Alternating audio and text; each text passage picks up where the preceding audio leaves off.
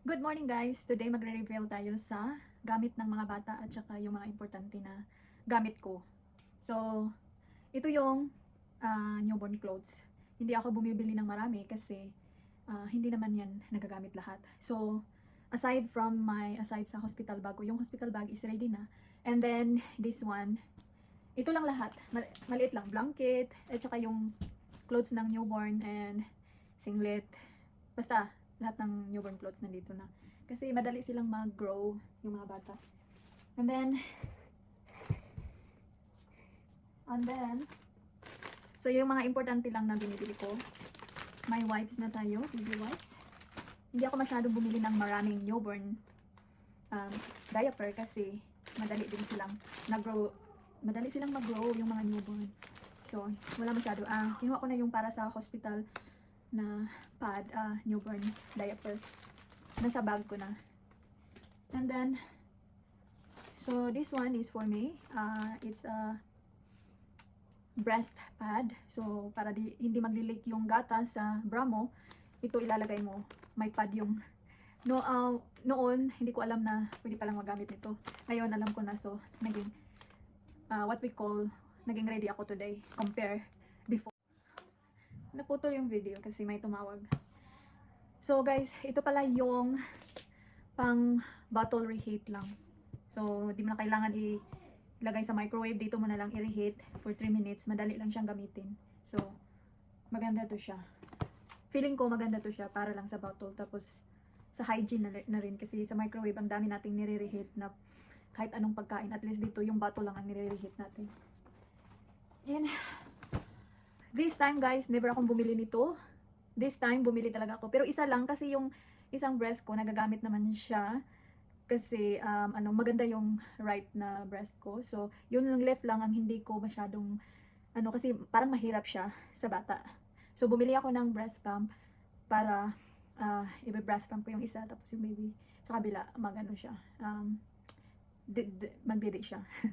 So, yan, yan, so, never akong bumili nito, but this time, naging prepare ako, bumili ako nito.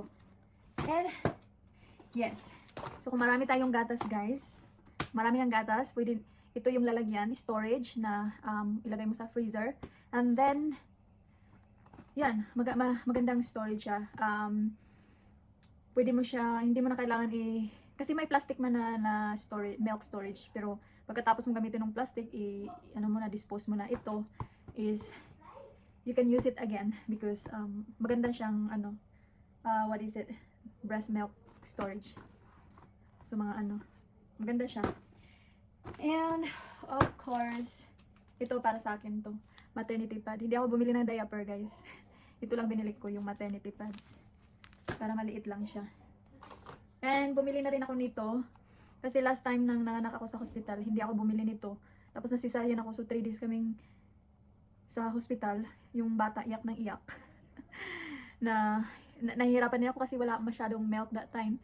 So, magdadala ako nito. So, pag iiyak siya, ito na ilagay ko pag hindi pa talaga siya. Pagkatapos ng dumili, hindi pa siya, mag-stop crying. This one, guys, is, part 2 sa akin to.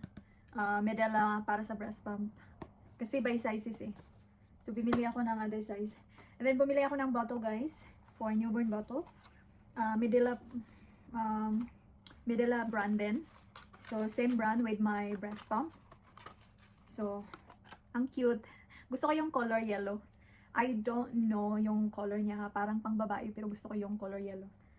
Breast pump. Ang cute, guys. Tapos, maganda yung ito. Maganda. Parang mas maganda yata to sa mga kulik. Ito ang ginagamit sa hospital, Medela brand. And yung niya, maganda to sa mga kulik baby, yung may yung may mga sakit, may kabag sa tiyan. Kasi hindi siya masyadong wide yung nipple niya. So, kaya ito ang pinili ko, hindi Avent. So, for newborn. Dagdagan ko pa to ng isa para maging 3 siya. Kasi 2 lang yung binili ko. And, yes. I like the color, I like the bottle. So, I wish I've known this before. Pero hindi ko alam 10 years ago eh. And mayroon pang isa. So, Medela bottle. Meron din akong nipple cream. Just in case, my biggest problem, guys, is my yung breastfeeding talaga kasi yung namamaga yung nipple mo, my god, sobrang hirap. And of course, yung brand ng ating brush, bottle brush is Medela brand din. I don't know why, but I like the color yellow. Ayan. So that's all our very important stuff for preparing for the baby, for me na mag-give birth. So 2 months to go, guys, and then we will meet the baby soon. And that's all for today. Thank you so much for watching. Don't forget to follow our Facebook page. Thank you. Bye.